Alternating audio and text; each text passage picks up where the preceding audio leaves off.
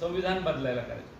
ते काय म्हणले, काँग्रेस पक्षाने नरेटिव्ह सेट केला की संविधान बदलने वाले आहे. आणि संविधान बदलने वाले आम्ही नाही म्हटलो, ते कृष्ण हेगडेला विचारलं, त्यांचे केंद्रातले मंत्री होते तेच म्हटले, एक एमपीचे मंत्री होते तेच म्हणले 400 पार इसलिए की हमको संविधान बदलना है. आणि संविधानाबद्दल तर कौतुक झालं. 2 दिवस खासदार सगळे बोलत होते. अशा परिस्थितीमध्ये लोकांनी त्यांना त्यांची जागा दाखवून दिली संविधान बदलणारे म्हणल्यावर. त्यांना 2024च्या निकालामध्ये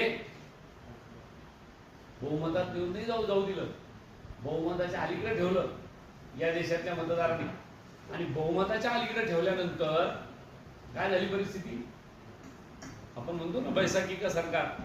तिकडे रेड्डी साहेब, काय नाव त्यांचं, चंद्रबाबू नायडू, आणि इकडे नितीश कुमार यांच्या दोघांच्या कोबड्या घ्याव्या.